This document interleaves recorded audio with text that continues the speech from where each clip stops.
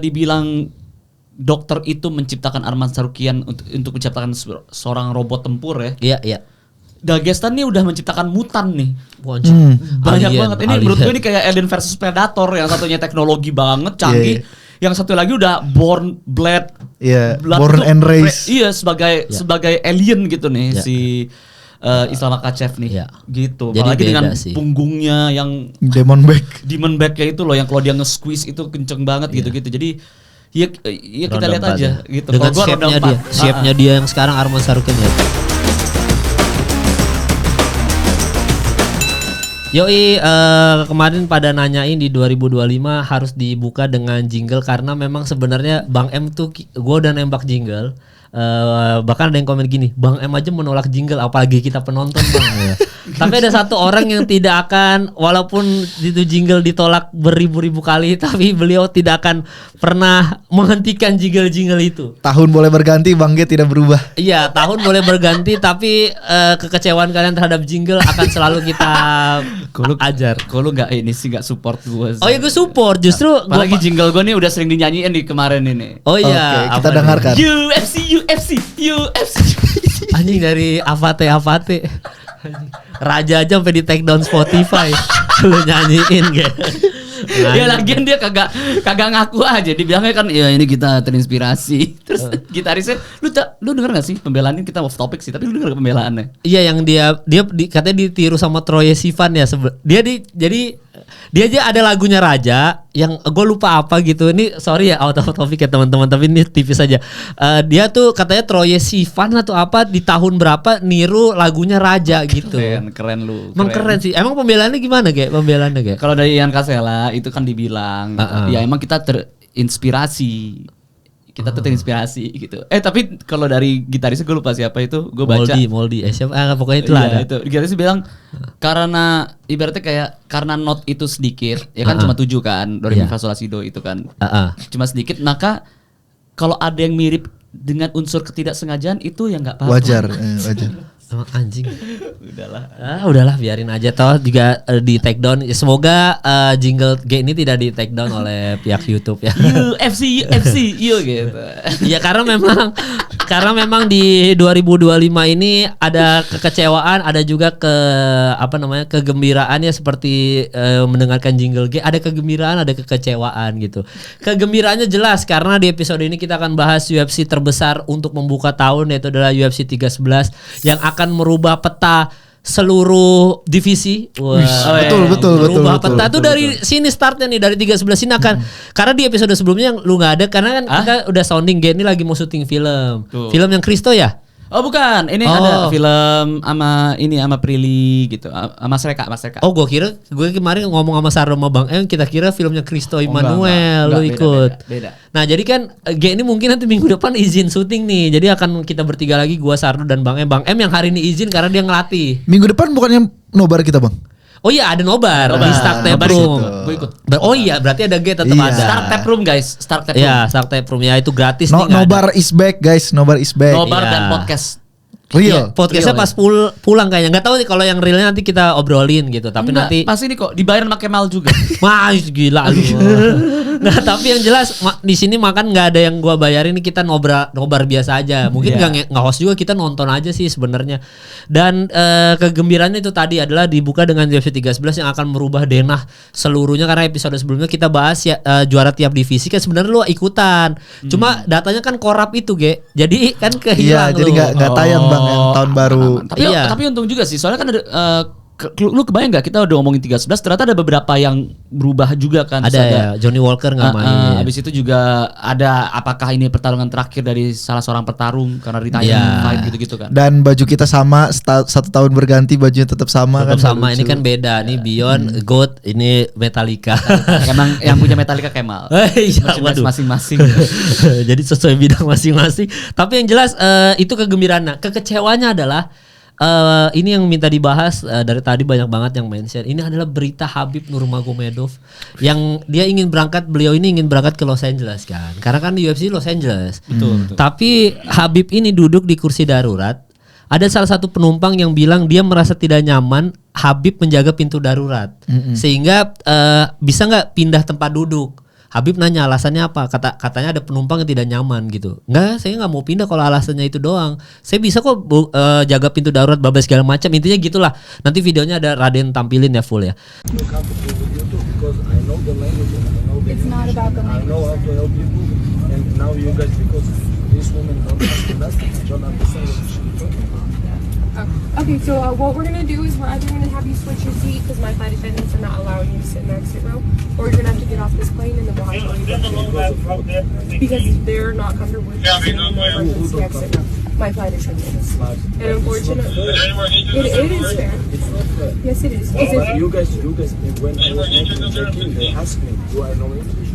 Yes, I said. And they said yes. I understand that, but it's also off of their judgment. I'm not going to do this back and forth. I will call a supervisor. You can either take a different seat, or we can go ahead and escort you off the plane. Which one are we doing? Okay, I'll call a supervisor, and then we're going to have to rebook you for a different flight. Josh, do you copy?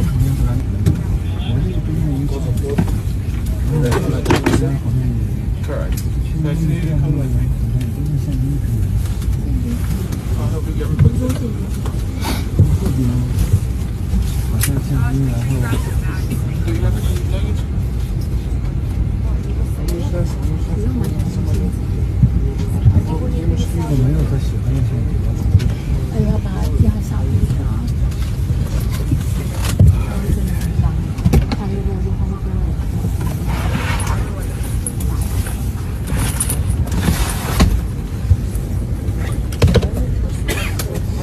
Tapi intinya seperti itu, ada penumpang yang lapor dia tidak nyaman, Habib yang menjaga pintu darurat, Habib disuruh pindah, Habib tidak mau, pilihannya mau pindah tempat duduk atau keluar dari pesawat. Habib milih keluar dari pesawat. Itu menurut gua statement yang gua nggak bisa diatur deh kayak gitu-gitu. Lu kalau yang gua tangkap ya, beberapa orang kayak bilang ini Islamfobik, babas segala macam gitu-gitu. Takut sama orang Islam, babas segala macam.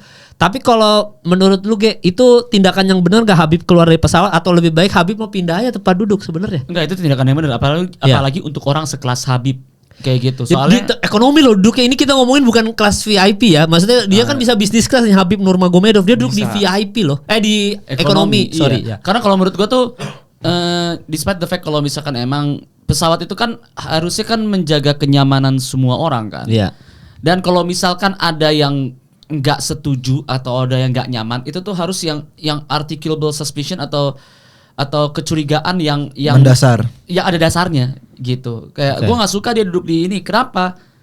Ya Islam. dia bilang gitu, karena dia Islam misalkan gitu ya. Nah, apakah itu menjadi suatu basis di dalam airlines gitu? Kalau misalkan setiap orang Islam tuh nggak boleh ada duduk di kelas ekonomi kayak gitu-gitu, nggak boleh duduk di pintu darurat kayak gitu. Kalau udah itu kan Islamofobia kan truth to be told, bahkan banyak orang Amerika yang nggak setuju sama orang-orang Islamofobia ini, karena itu jadi profiling, bukan profiling orang yang jadi kriminal gitu loh. Itu orang yang nggak kriminal tapi di criminal profiling kayak gitu.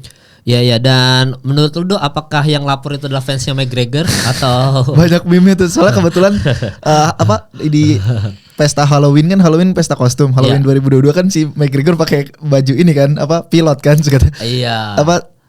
Terkuak pilot dari maskapai penerbangan Habib terus foto McGregor. Iya. Tapi kalau menurut gue gini sih. Iya. Jadi kan itu kejadiannya biasalah, yang sering naik pesawat juga sering lah orang-orang yang duduk di emergency door kan pasti ada ininya segini. Apakah Bapak berkenan untuk membuka emergency door ini apabila terjadi emergency?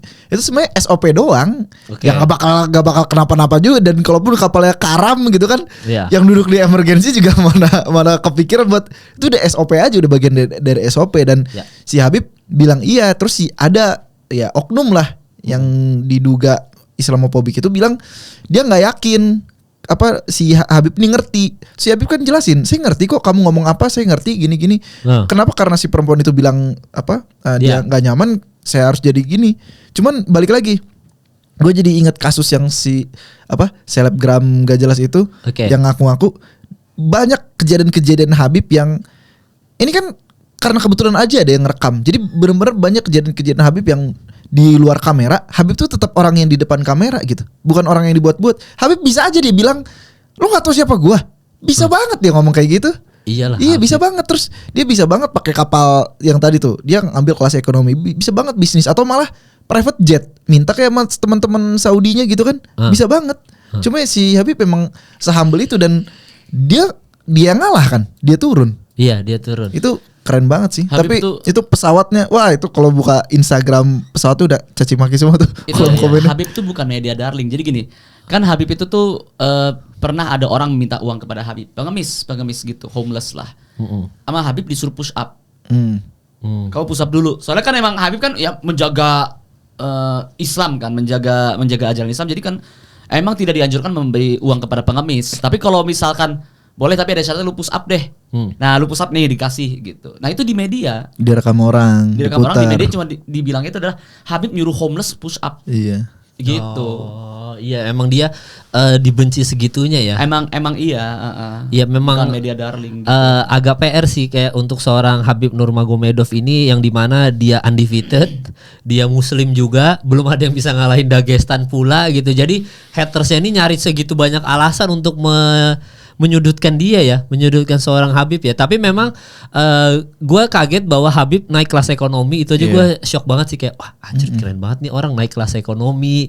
Dia pilih pindah apa meninggalkan pesawat, dia tetap pada standnya dia. Gue meninggalkan pesawat. Maksud gue itu tuh jarang kita temui value orang kayak gitu di zaman sekarang itu loh. Untuk seorang Habib Nurmagomedov ya, kita nih ngomongin Habib loh, yang satu dunia kenal loh dia. Iya. Iya dia tuh siapa sih Dia naikin tone suaranya aja enggak, ya kan? Iya, padahal ada yang komen gini di Instagram, gue baca beberapa, Habib bisa lo nantangin itu orang dan orang itu pasti kalah gitu. Gue Habib Nurmagomedov tadi lo bilang gue juara loh, Iya. gue di Dan lu former gak tahu champion. siapa gua gitu. Iya, Tinggal gitu aja. Dan gue mungkin Dana White berterima kasih lo sama seorang gua gitu. Gue bisa lo mengalahkan lo semua di sini gitu dalam tanda kutip ya. Tapi kan nggak dilakukan seorang Habib gitu. Habib keluar, egonya dia turunkan apa segala macam, dia nggak marah apa segala macam. Maksud gue itu value yang tidak dimiliki oleh orang zaman sekarang untuk seorang yang superstar kayak Habib ya. Menurut gue ya itu keren sih. Justru di situ kita respect kita jadi berkali lipat bertambah kepada Habib. Setiap orang yang ini kayaknya, setiap orang yang memeluk agamanya dengan erat ya, pasti kayak gitu gak sih kayaknya. Iya kayaknya semuanya. Tapi memang ya kalau itu McGregor, balik deh kita balikin ya. Maaf nih untuk fans McGregor ya, bukannya kita benci McGregor. Enggak, kita di episode sebelum kita bilang kita respect kok sama McGregor gitu. Apa lo kalau ngomongin McGregor itu aman banget, soalnya ada gua nih fansnya McGregor. Lu mau ngomongin Habib aman juga karena ada gua nih fansnya Habib. Oh iya gitu. semua sama ya. Bener. Tapi intinya kalau McGregor di situ ya pasti ngamuk dong. Abis McGregor di situ Abis abis. dong. Jangan kan bicara itu. McGregor nggak akan di situ. McGregor nggak akan naik ke kelas ekonomi. Nggak mungkin. Iya, nggak mungkin. Ya di situ aja udah nggak mungkin Iya. ya. McGregor tuh tercatat berkali-kali dia itu membuat rusuh di Irish pub sama orang tua. Iya. Dia ngebentak orang ngebentak orang ketika ada minta foto, terus kayak udah kebanyakan dia dibentak kayak gitu. Sexual Ada juga, assault. yang terbaru adalah sexual assault yang dia nggak bisa berkutik di situ tuh. Ya. Di situ dia itu media darling. Media tuh suka sama dia dan selalu ada kabar-kabar yang bagus tentang dia, tentang lifestyle dia, kehidupannya dia, gerak-gerakannya dia kayak gitu. Kecuali sexual assault ya, itu nggak bisa tuh. Nggak bisa Tapi mengelak. maksudnya McGregor tuh banyak banget kasus-kasus kayak dia mukul maskot, lu tau gak? Dia nonton NBA. Iya. Dia mukul maskot sampai ke rumah sakit maskotnya. Iya. Padahal itu pakai kostum ya. Pakai kostum aja masuk rumah sakit. Itu pun masih dibela sama Dana White. Dana White bilang, dan itu Dana White gila manipulatif, keren banget tuh. Dana White bilang, lu menyuruh seorang professional fighter untuk memukul, Itu ya, resikonya. good luck. Digituin. Masih dibela ya. Masih dibela karena emang Conor McGregor tuh bener-bener apa ya, setiap ada kasus apapun dia jadi pembelaan. Kalau Khabib kebalikannya, setiap ada gerak-gerik dia yang harusnya itu bagus, Ya. di twist jadi ini gitu. Makanya jujur ya sekarang ini gue tuh mungkin orang minority ya, tapi dalam opini ya, tapi gue nggak percaya sama Khabib itu dia kerjasama dengan ringleader teroris atau ininya lagi bangkrut. Itu karena gue emang berseliweran. Kalau gue sih ya udah terserah mau beritain gimana. Tapi gue nunggu kabar yang bener gimana gitu. Iya, dan itu sebenarnya balik lagi soal ini nggak ada sambungan sama Islamofobik ya. Tapi itu terjadi juga, McGregor dibela habis-habisan sama Dana White. Itu kan terjadi di Jon Jones dan Islam Makhachev juga kan. Maksudnya Jon Jones dibela mati-matian segitunya. Even di samping Islam Makhachev ya Dana White berani ngomong kayak gitu. Iya. Jadi emangnya kayaknya itu soal kayak gini-gini mendarah daging ya. Soal kayak apalagi kita ngomongin soal Amerika gitu ya, kayaknya tuh mendarah daging dah yang kayak gitu-gitu. Kalau gue bilang kalau Dana White tuh bedanya itu Dana White tuh loyal kan dia. Iya, dia loyal. Salah satu kenapa dia itu jadi voternya Trump yang garis keras itu gara-gara dia masih ingat Trump itu pernah ngebela dia. John Jones itu punya historis yang panjang sama Dana White. Berapa belas tahun. Iya, dan kenapa dia ngebelain John Jones segitunya, ngebelain McGregor segitunya? Iya. John Jones dan McGregor ketika berantem sama Dana White bisa aja main di tempat lain. Iya kan? Tapi enggak, tetap setia sama UFC. Makanya Dana White loyal sama orang yang loyal sama dia gitu. Tapi sekali enggak loyal kayak misalkan Francis Ngannou, wah udah. Bahkan interview Cyril Gane Cyril Gane ngomong Francis Ngannou dipotong. Terus klip promo Stipe Miocic versus John Jones ada si Stipe dikawin sama Francis, disorotnya dari punggung Francis. Pokoknya jangan ada muka Francis sama sekali di UFC gitu. Jadi sekali yang ngianatin Dana White, wah udah hilang dari sejarah. Tapi kalau loyal sama dia dibelain habis-habisan gitu. Iya, tapi Dana White sama petarung muslim gak ada masalah ya. Gak ada masalah. Baik-baik aja tuh ya. Ya. Dan memang ini kembali lagi soal Los Angeles juga. Habib ini mau berangkat ke Los Angeles kan. Los Angeles juga baru kebakaran kan. Baru Azab. parah. Nah, tadi gue soalnya nyinggung soal Donald Trump, jadi gue tuh ada yang ngomong asap tapi dari dia lagi. Tapi gua baru ngomong innalillahi wa inna ilaihi raji'un. Iya, soalnya ada ini, ada yang tadi kan lu sounding soal Dana White support Donald Trump. Jadi ada akun-akun Islam gitu, gue sempet report juga. Dia tuh ngasih tahu intinya Donald Trump tuh udah ngebahas soal Gaza dan Hamas bablas segala macem. Terus habis itu nggak lama kebakaran nih, karena dia nyinggung soal kalian jangan hati-hati kalau kalian nanti di sana jadi neraka bablas segala macam. Intinya ngomong kayak gitulah. If they're not back by the time I get into office, all hell will break out in the Middle East. And it will not be good for Hamas, and it will not be good, frankly, for anyone. All hell will break out.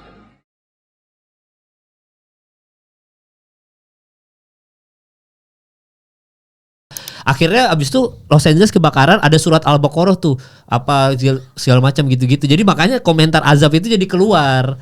Karena ya itu apa maksudnya, banyak orang yang bilang Los Angeles kebakar, lu lihat tuh di Gaza Palestina ya itu lu bakar semua kan, semua orang gitu. Rumah sakit lu hancurin, lu baru kebakaran gini doang. Itu azab tuh, karma dari Allah, kayak gitu standar.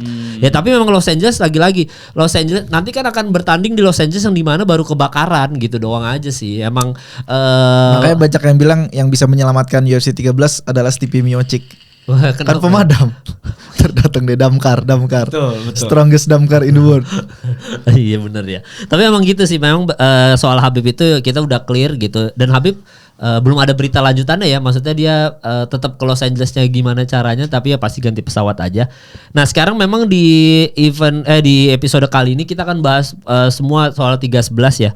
Karena memang di prelimsnya aja seru-seru banget. Kalau di early prelim sih sebenarnya yang dinantikan siapa nih ya? Nakamura nih termasuk ada dia jebolan ini Bang, apa? Sama kayak JK Road to UFC dari Jepang, dan yang paling menjanjikan. Iya, Nakamura nih undefeated apa segala macam. Sorry, di early prelims atau early. Nih early prelims itu ada Nakamura. Kan gue lagi ngecek nih di early prelimsnya ada siapa sih, ada nggak ada yang kita kenal sih. Ini sih di early prelims sih. Nah, belum ada Diego Ferreira, ada Grant Dawson. Banyak nih. Iya. Nah, kita langsung masuk aja ke prelims ya. Karena kalau prelims nih masih ada Almeida. Almeida. Ya Johnny Walker katanya kan nggak jadi tuh. Yeah. Katanya mau diganti sama prospek ya. Gue lupa. Pokoknya sama debutan apa prospek. Intinya diganti. Talbot sih. Yang paling kita bahas ini kan prospek model, wes gila. Model Talbot masih muda 26 tahun. Langsung bikin kaos lagi. Iya makanya. Tapi ini kayaknya memang Talbot di sini udah dipastikan menang nih Do ya, Talbot ya. Ngelawannya senior banget Bang, 37 tahun Bang. Yoi, si Barcelos, Raoni Barcelos. Tapi emang kita semua megang Talbot ya. Paling yang paling seru itu Almeida kan yang kalah Almeida yang kalah sama si musuhnya Aspinall yang dia blunder itu kan sekali kan. Kalau Spivak nih gimana ya nasibnya sekarang Do ya? Dia ini Bang, tipikal heavyweight lah. Julukannya Polar Bear dari Rusia. Dia kayak versi mininya inilah Sergei Pavlovich. Jadi knockout puncher juga. Iya, dan dia masih muda kan, hitungannya masih agak muda. Cuman apa? Si Almeida kan setelah lawan Curtis Blades kalah. Setelah itu dia menang lagi. Kemarin lawan Curtis Blades, sekarang Curtis Blades gulatnya bagus gitu. Si Spivak bisa juga di pressure ke bawah terus dikunci-kunci juga sama Almeida, masih mungkin gitu. Iya ya, karena memang highlight banget nih si Almeida sama Spivak ya. Itu termasuk highlight. Kalau Dumas ini siapa Dok? Dumas. Cedriges Dumas. Kalau Zachary Riz kan udah Nggak ini bang. Nggak kenal gitu ya. Iya ini siapa anjing. Tapi Almeida udah pasti itu akan jadi highlight di prelims kita. Ada Spivak, terus habis itu Talbot main. Talbot juga undefeated, prospek banget, top prospek. Kita megang Talbot. Nah ini sebenarnya Johnny Walker, gue nggak tahu penggantinya siapa nih. Oh gue belum. Iya sampai sekarang gue juga belum tahu. Katanya diganti debutan tadi. Harusnya kita bahas juga Johnny Walker. Nah cuma nih kita langsung masuk ke main eventnya ya. Karena main event ini pecah banget sih memang. Kita seperti biasa kita akan prediksi satu-satu ya. Ini nggak bakal dikasih nafas ini. Iya benar, dari opening. Gokil. Karena dari opening aja kita langsung dikasih seorang double champ dari One Championship, yaitu adalah Rainer the Riddler. Dia tuh apa aja, double champ apa dia? Dia double champ di middle sama double champ di light heavyweight. Okay. Udah pernah ada kan yang double champ juga di One Championship atau ini pertama? Dia udah pernah ada, cuman dia di One Championship tuh emang sejago itu dan dia cuma kalah sekali sama triple champnya One Championship sekarang. Ada triple champ bang di One Championship. Ada ya triple champ. Iya jadi middleweight, light heavyweight. Itu pada saat dia mencapai umur berapa tuh? Yang triple champ apa Ranger? Yang Riddler? Si triple champ. Enggak, si Riddler. Kalau Riddler itu mencapai double champnya pas umur dia berapa? Sekarang umur dia berapa? 34. 32 lah. Baru. Jadi ya? dia double champ. Dia dikalahin sama si triple champ, sabuknya diambil. Udah dia langsung keluar dari One karena sama One pun dia udah bermasalah dan One sendiri pun lagi bermasalah. Gitu. Ya. One kan lagi masalah sama divisi MMA-nya. Karena mereka kan terlalu banyak ini ya. Ada Muay Thai, grappling, kickboxing, MMA gitu. Iya. Kayak MMA-nya mereka ini mereka sadar lah kalau kan mereka secara funding nih nggak sehat kan. Karena sampai sekarang dari tahun 2011 dibangun sampai sekarang udah berapa 12 tahun mereka belum pernah pay per view sekalipun. Anjrit. Gitu. Jadi nonton pun lewat streaming Amazon. Siapa sih berlangganan Amazon buat nonton One gitu? Sedikit. Dan mereka masih nyiarin pertandingannya live di YouTube sama Facebook. Gitu. Jadi mereka masih ngincer views dan itulah yang dijadiin mereka nyari investor. Jadi pemasukan mereka paling besar ya dari investor. Karena tiket pun masih bagi-bagi gratis. Kayak kemarin gue ke Thailand nonton One. Itu tiket gratis. Gitu. Jadi One tuh masih bermasalah sama tiket. Nah sama pemasukan. Karena pemasukannya itu bermasalah, secara tidak langsung keuangan bermasalah. Jadi dia udah gak bisa ngehandle tuh 4 cabang olahraga. Dulu kan dia bersinar karena dia banyak, kita bisa nonton Muay Thai, bisa nonton kickboxing, bisa nonton MMA. Nah di sini dia udah mulai mikir nih, duit udah sulit. Dia mikir kalau MMA gak mungkin dia bisa nyaingin UFC.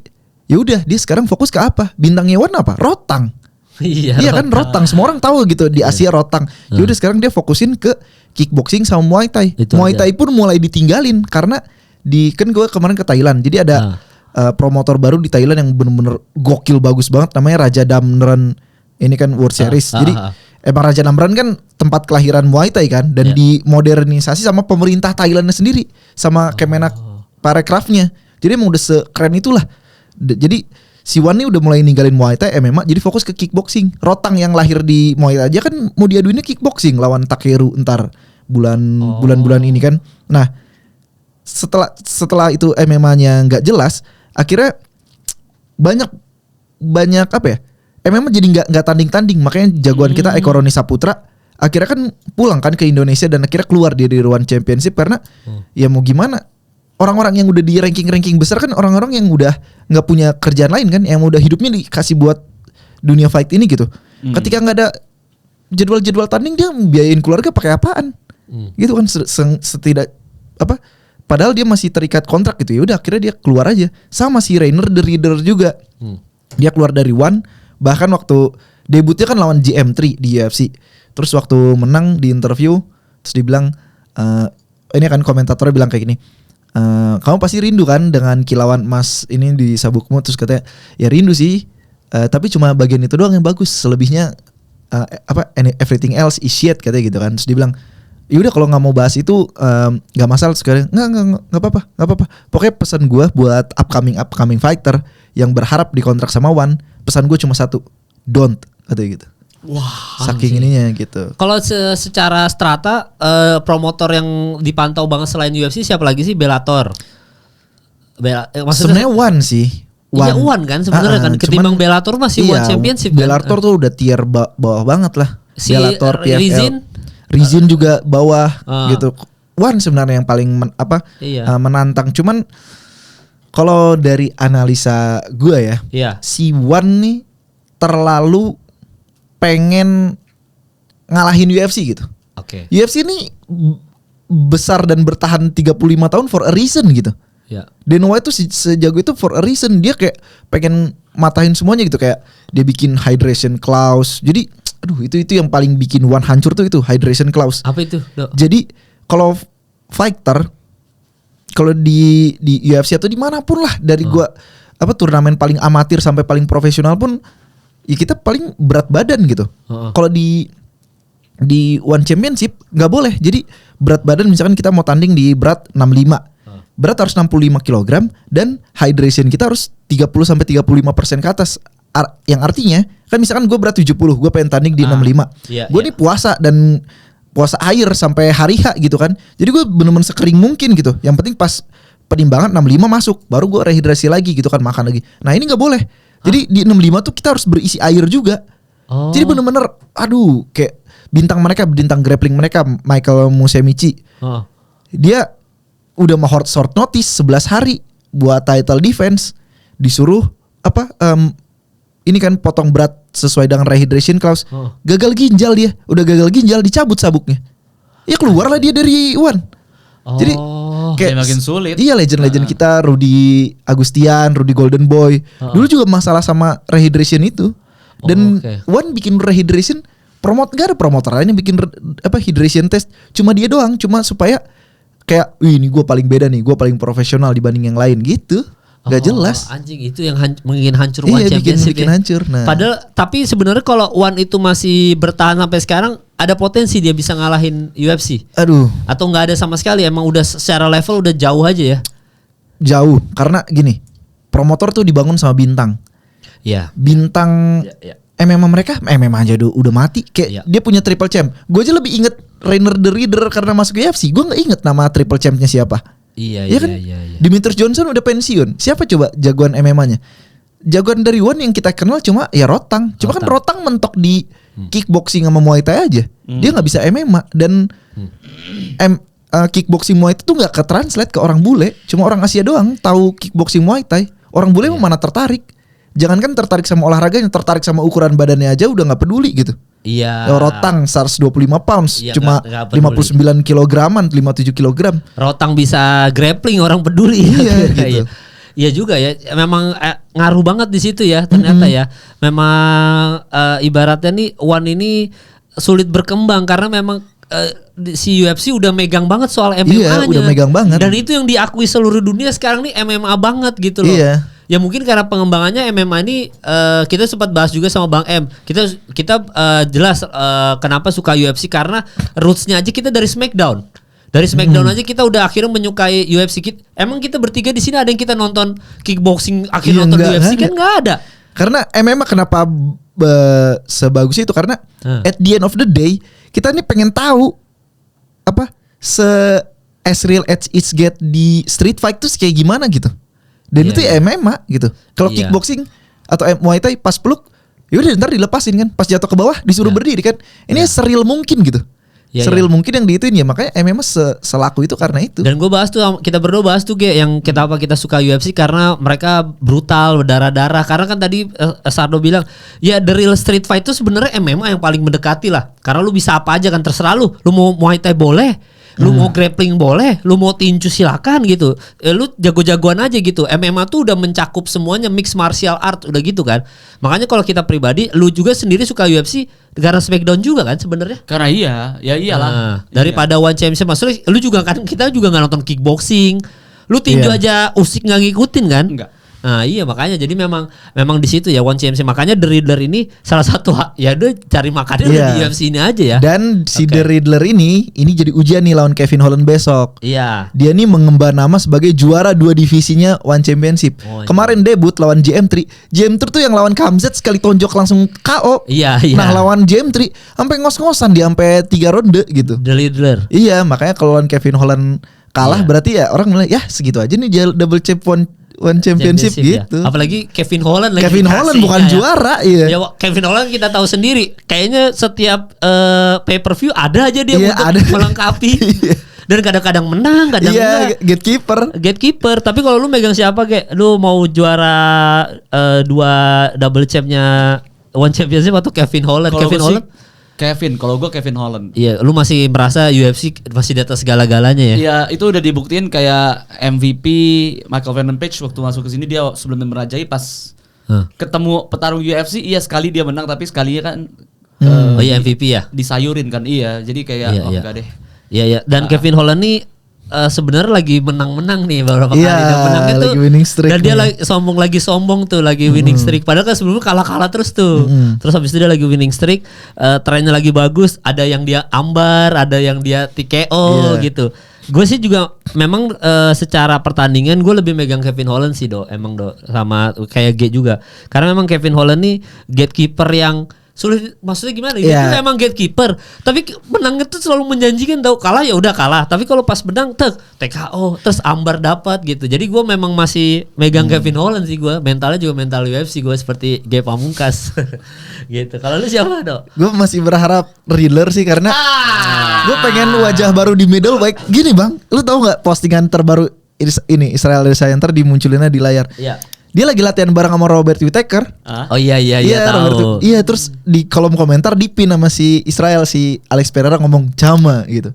Jadi kayak udah pada baikan semua orang.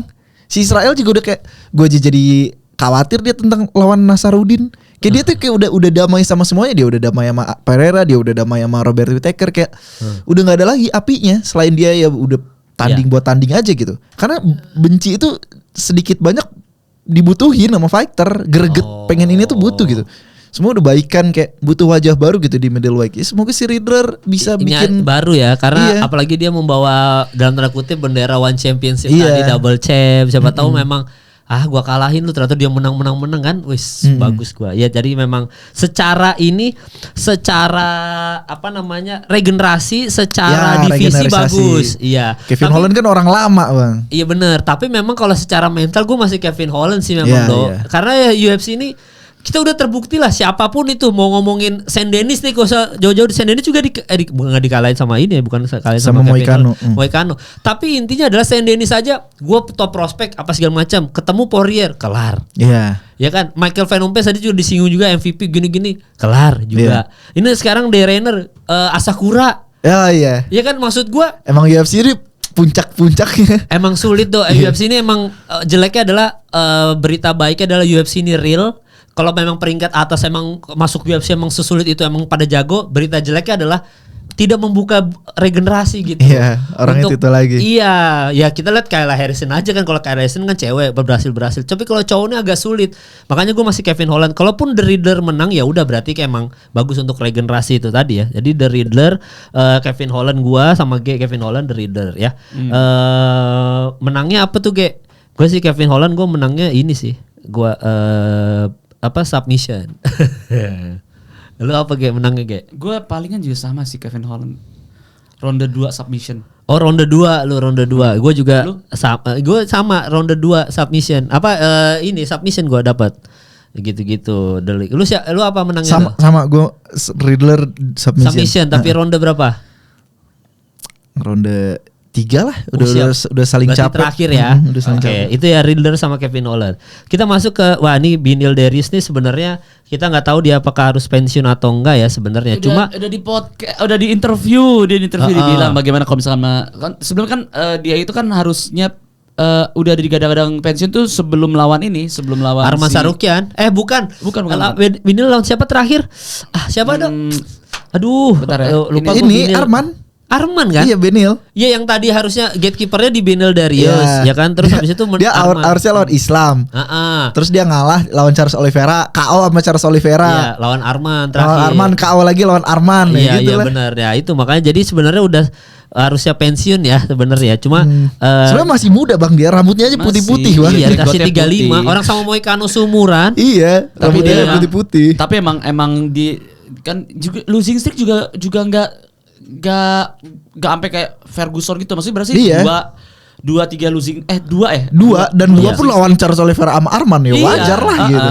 Tapi pas di interview itu kayak ya gue nggak ngelihat gue sih gak tahu ya. Pokoknya kalau gue kalah ya gue kalah, berarti gue nggak jago gitu. Kayak Oh iya benar-benar. merendah, udah apinya udah nggak ada ya. Iya benar. Ini Bang waktu kalah lawan Arman dia sempat udah mau pensiun, cuma nggak dikasih kesempatan interview. Iya. Jadi dia pengen ngomong enggak dia emang lagi emosional aja, jangan dikasih ngomong gitu. Iya karena udah mau interview ya. Dia istilah desanya sama Binil Darius kan apinya tidak ada karena harus yang bener. Bos, dark bos. Halo. Assalamualaikum. Waalaikumsalam. Dark banget. Karma kata Sardo karma. Azab. Astagfirullah. Dark Mohon banget maaf tuh ya. do. Mohon maaf ya teman-teman, mohon maaf ya. Itu ya. Tadi soalnya dibuka sama Sardo azab ya. Nah jadi Binil Darius terus Renato Moicano udah pasti gue masih megang Moicano sih di sini sih. Sama. Ya gue megang Moicano. Moicano juga winning streak ya. Iya, Iya, itu iya. gue kenapa Kan dia- pegang Moicano karena lagi momentum aja dia menang terus. Ngalahin Saint Denis kan dia. Terakhir ngalahin Saint Denis. Bayangin dia sepanjang karir semua karirnya 16 decision gitu kan. Jadi decision terus dia menang 20 kalau nggak salah 20. Ya. 19 decision. Ya. Waktu lawan Saint Denis untuk pertama kalinya dia TKO. Iya. Menang TKO gitu kan. Lawan Saint Denis Jadi lagi. there is always first time for everything dia. Iya, jadi masih Moicano kita megang ya paling di sini decision lagi sih kalau gue sih. Ini decision ya ronde 3 gua sih Moicano. Gua decision. Decision juga berarti Do ya. Sama. Ya Renato Moicano. Oke.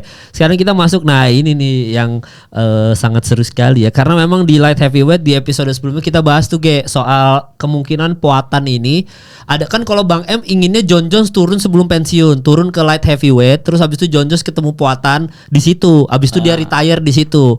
Entah dia mau double soal dia ambil gelar light heavyweight atau apa segala macam, atau Poatan yang naik ke heavyweight. Tapi kalau Bang M idenya adalah kepikirannya enggak John Jones aja yang turun karena itu kelasnya dia, badannya dia di light heavyweight. Iya. Nah, kalau jadi ada pertaruhan ini Jamal Hill dan Jiri Prohaska ini akan pertandingan ini akan mempengaruhi divisi light heavyweight karena keputusannya ada di Ankalaev dan Poatan kan. Karena kan ini dua ini dong nih yang akan jadi contender antara Ankalaev yang melawan Poatan lagi gitu. Tapi kan dua-duanya udah kalah terus nih. Udah kalah sama Poatan.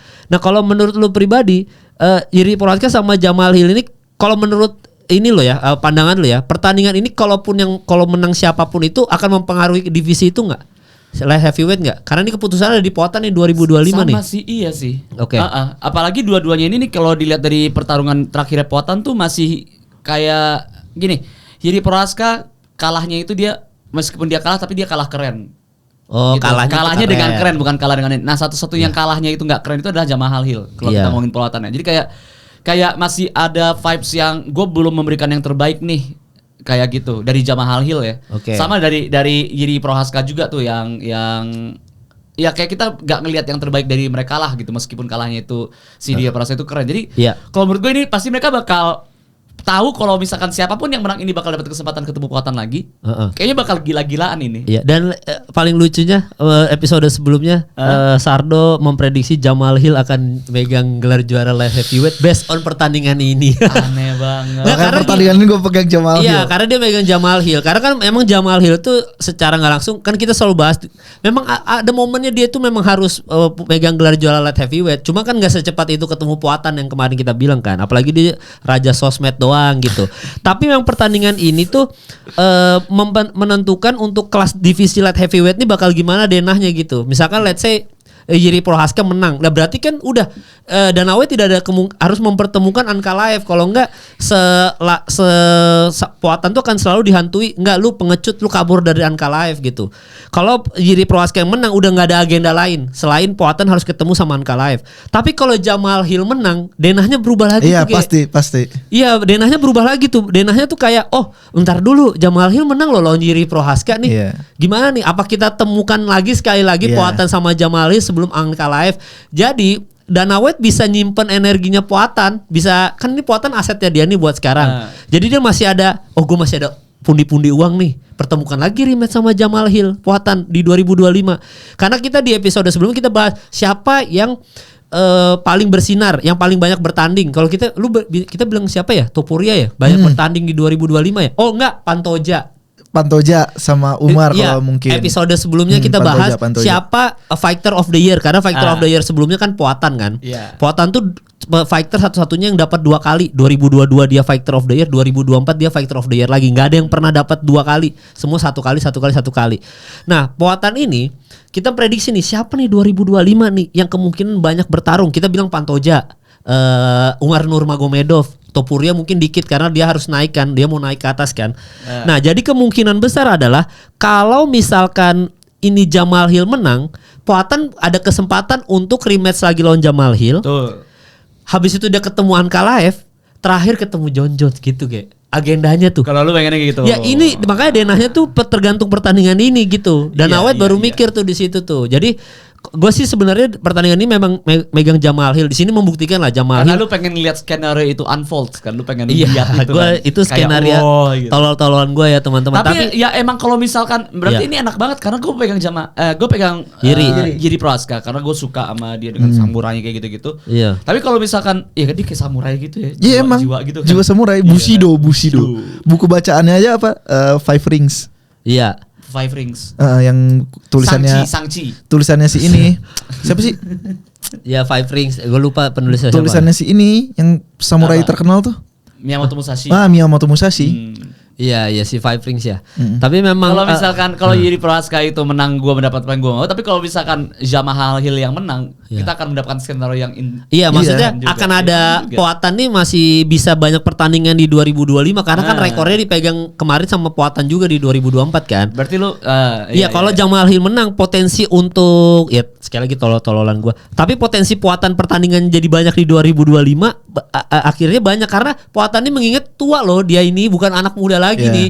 Dia mau nggak mau harus habisin bensin secepatnya gitu daripada nanti sempat kita bahas kayak kalau dia kalah sekali kita takutnya dia losing streak karena mengingat umurnya udah tidak muda kan. Tapi kan kalau di Bang M bilang kalau di UFC makin tua tuh nggak ada ngaruh, nggak ada umur. Kelas light heavyweight dan heavyweight itu tuh ada special treatment. Iya. Tua pun nggak masalah karena nggak butuh banget speed, nggak butuh banget teknik, nggak butuh banget ini. Beda sama lu kelas bantam. Nah itu nggak bisa ke makin tua speed lu berkurang kan. Makanya ketolong itu Poatan. Cuma memang Poatan ada potensi 3 kali bertanding lagi di 2025 kalau Jamal Hill menang. Rematch sama Jamal Hill, ketemu Ankalaev, terakhirnya John Jones. Secara bisnis bagus gitu. Jadi gue Jamal Hill, gue pengen karena di sini waktunya Jamal Hill untuk menunjukkan gue bisa nih. Gue emang kelasnya peringkat gue di atas seluruh Yiri Prohaska. Yang kemarin emang kecolongan aja dia. Iya, ini gue membuktikan. Lu Jamal Hill juga ya? Jamal Hill. Apa menangnya apa? Knockout ya? Iya, gue juga sih TKO tapi ronde 2 gue. Ronde 2 sama. Ya karena Yiri itu biasa ronde kedua nih goyah-goyahnya nih. Iya, dan dia Yiri ini terlalu unorthodox gitu. Dia tuh tangan ditaruh di bawah, dipukulin kepalanya. Beda sama Jamal Hill ya. Jamal Hill kayak rada textbook kan one to punch gitu. Jadi Jamal Hill tuh gua itu megang menang Yiri Prohaska megang ya. Apa menangnya ronde berapa Karena kembali lagi di unorthodox. Bahkan gue ronde 1. Saya siap langsung habis. Ronde 1 kalau mengulang gaya Cama lagi ngulang sebentar. Sebentar. Hordin juga lagi yang mimpinnya kan. Tendang tititnya bak langsung gitu ya. Jadi lu Yiri Prohaska ronde 1. Ronde 1 gue. Luar biasa Ge Pamungkas. Jadi itu Jamal Hill, kalian apa? Silakan. Merab Dvalishvili sama Umar, gue megang Umar Nurmagomedov walaupun ini pertandingan rada alot sebenarnya. Alot banget. Ini Umar. Gua Umar menang tapi gua megang Umar di sini decision gua. Sama di sisi. Iya, gua ronde. Iya, gua nggak ngelihat seorang Merab bisa di finish. Iya, dan gua di episode sebelumnya sekali lagi gua sounding split decision. Ini berat untuk menilainya berat, tapi Umar yang menang karena banyak juga yang komen kemarin jangan kalian semua menyepelekan Merab. Kan kita udah mention kita nggak menyepelekan Merab. Sekali lagi Merab tetap megang gelar juara dan itu poin penting untuk mental di UFC itu penting. Kita terbukti Pantoja, kita terbukti semua yang UFC itu sekali lu megang gelar ini bukan orang sembarangan nih, emang pantas gitu. Tapi pertandingan ini alot.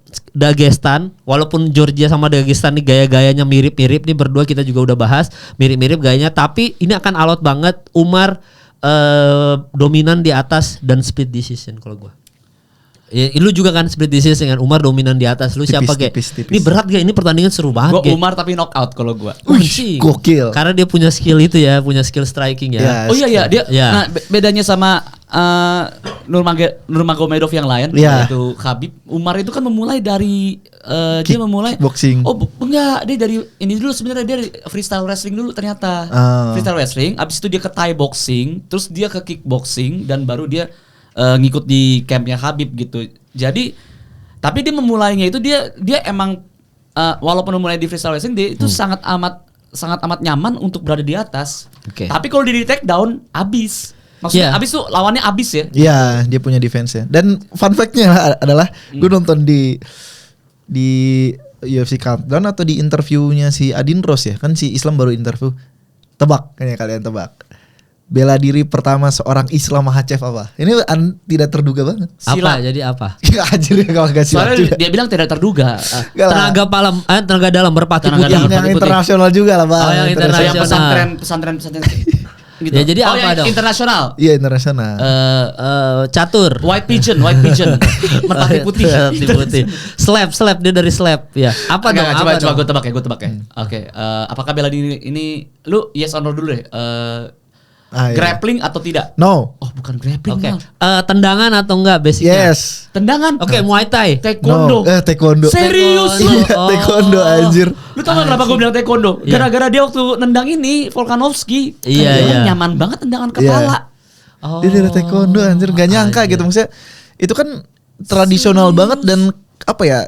Bawa kultur kan taekwondo tuh Korea gitu. Iya. Terus bisa gitu dipelajari sama orang-orang sana gitu. Iya, berarti kalau kickboxing gitu kan itu kan kayak nggak ada negara asal muasalnya kan, kayak udah general aja kickboxing gitu. Muay Thai masih ada. Masih ada, Thailand banget. Ini Korea gitu, taekwondo. Iya, aneh ya. Makanya lu di sini juga Umar nih diuntungkan ya. Hanya ada kelebihan strikingnya. Ada kelebihan striking ya. Tapi, jadi ya itu. TKO, nah, kalau gue alasan kenapa gue itu knockout itu adalah karena lawan Seudo merap ini apa namanya? Wobble itu doang.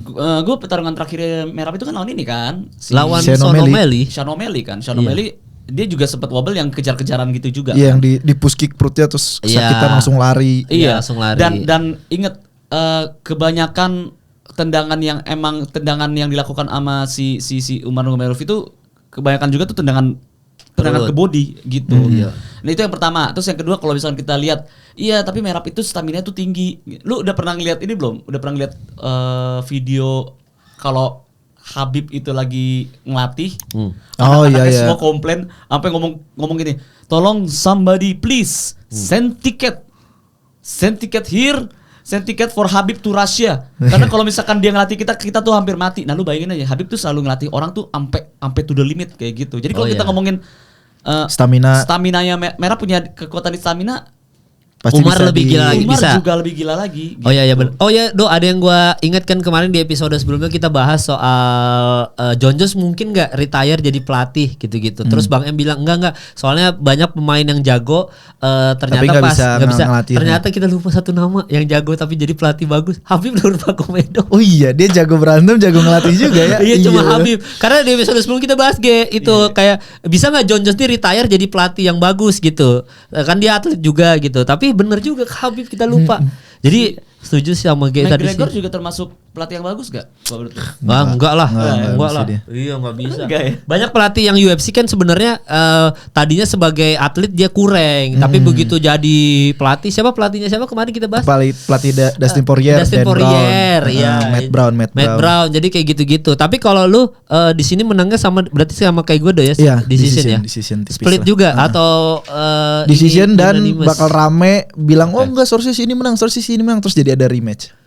Anjing, jadi ada rematch mereka berdua ya. Wah, itu skrip yang bagus teman-teman. Kalian silakan komen aja di bawah. Dan ini pembahasan terakhir kita adalah ini adalah yang sangat-sangat penting sekali. Bahkan pelatihnya aja sampai diusir dari pesawat, ya kan? Seberapa dendamnya mereka dengan Los Angeles ini ceritanya, ya kan? Yaitu ada Islam Makhachev dan Arman Tsarukyan. Nih Arman Tsarukyan nih shape-nya lagi bagus nih. Gokil badannya. Pas gue lihat beberapa video mesin gila, itu shape-nya lagi bagus banget.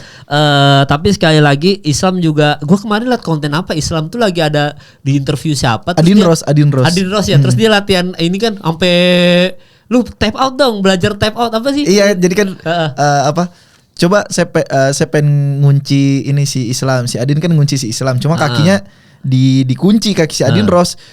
si Adin yang nyekek, si Adin yang tepot soalnya kakinya ditarik sama si Islam. Gitu, jadi dia kekunci diri sendiri. Ya itu dia, jadi emang beda sama kelasnya. Apalagi Islam Makhachev adalah number 1 pound for pound, ya kan? Pound for pound for a reason. For a reason. Jadi kita bertiga mungkin jelas sudah megang Islam Makhachev ya. Tidak mungkin karena 2025 adalah tahunnya Islam Makhachev mengestablish dirinya, memberikan statement, gue lah number 1 pound for pound. Jadi tidak ada lagi yang bisa mengalahkan saya. Lu kirim Arman Tsarukyan, tidak bisa.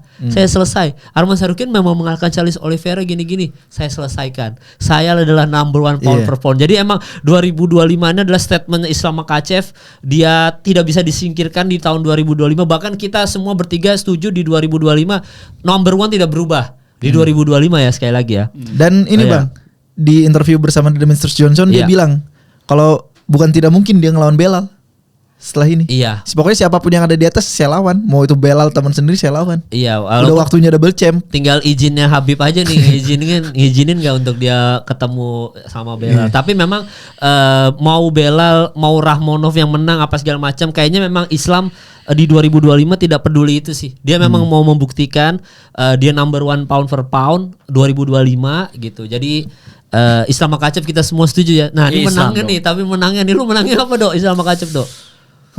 Wah ini ronde 5 apa? Kalau gue pribadi, ini kan pasti akan jadi pertarungan yang alot lah gitu. Mereka semua gulatnya bagus, misalkan diajar main di atas pun dua-duanya bagus gitu. Ini pasti pertandingan alot banget. Nggak mungkin tiba-tiba ada yang rahangnya kena terus tiba-tiba pingsan. Kayaknya nggak nyampe situ lah. Mungkin alot di bawah kulik di bawah sampai seru banget. Menurut gue ini akan decision sebenarnya. Ini pertandingannya akan decision, mengingat pertandingan terakhir lawan Poirier aja Islam Makhachev tuh harus sampai ronde 4 kan. Untuk bisa mengalahkan seorang Dustin Poirier, itu pun dia bonyok-bonyok gitu. Lawan Arman yang sekarang beda lah sama Arman yang dulu gitu. Jadi menurut gue juga pribadi ini pertandingan akan alot banget dan sampai ke ronde 5 decision. Tapi itu pun ya itu decision, walaupun unanimous ujung-ujungnya tetap Islam Makhachev yang menang ya. Cuma ini alot banget aja pertandingan. Gua nggak akan TKO. Kalau TKO kalau kata gua nggak, mereka hatinya terlalu besar untuk kalah KO gitu. Iya. Sepusing-pusingnya pasti hatinya bakal ngelawan. Iya. Dan itu terbukti, bahkan yang waktu lawan Oliveira aja Arman harusnya tap out kan. Iya. Tapi dia nggak tap out loh. Ada berapa detik doang, kalau masih ada 5 detik gue yakin tuh tap out. Tapi kan dia dalam hatinya enggak, gue nggak mending mati gue di atas ring. Nah ini akan terjadi di pertandingan lawan Islam Makhachev. Apapun yang terjadi nggak akan ada yang mau tap out. Ini akan alot tapi decision. Gue sampai ronde 5 sih, Lu apa Gue sama nih sama Sardo nih. Unanimous gue. Wancing. Apa tuh? Submission. Islam Makhachev. Kenapa lu ronde 4 udah beres tuh? Kayaknya kalau untuk melawan Islam Makhachev tuh stamina orang tuh gak bakal nyampe ronde 5 juga sih kalau misalkan terus-terusan dihajar ke bawah gitu juga ya. Ya, nah itu dia, Arman nih masalahnya sama kayak Topuria, dia ini diciptakan mesin nih ceritanya nih dalam tanda kutip. Jadi kita kan bahas lawan Oliveira, dia latihan pernafasan jet. Dia nih orang berada yang dikasih tahu ada dokternya sendiri apa segala macam, latihan pernapasan untuk mengalahkan Islam Makhachev tuh biar bisa ronde 5 gini-gini. Makanya gue nggak yakin bisa ronde 4 beres karena soal pernapasan gue yakin Arman latihan soal itu Nah, kita lihat dulu nih makanya karena pernapasan itu berhasil melawan Charles Oliveira. Tapi kembali lagi Dagestan ini nih beda. Kalau misalkan tadi dibilang dokter itu menciptakan Arman Tsarukyan untuk menciptakan seorang robot tempur ya. Iya. Dagestan nih udah menciptakan mutan nih. Banyak banget. Ini menurut gue ini kayak Alien versus Predator, yang satunya teknologi banget, canggih.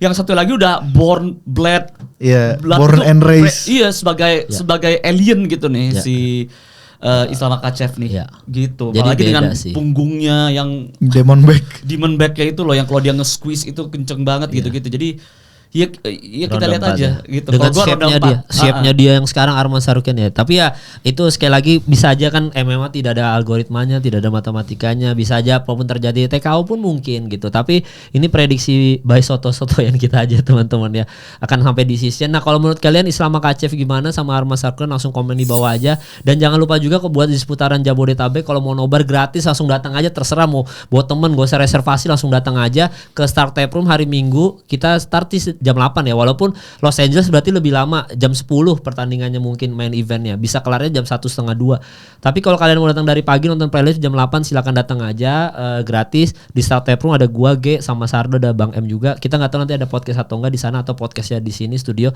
Tapi silakan aja nobar karena nih event yang seru banget di awal tahun, jadi jangan sampai terlewatkan. So langsung komen di bawah. Udah beres semua, kita udah prediksi selesai ya. Thank you udah nonton episode kali ini. Sampai bertemu di episode selanjutnya.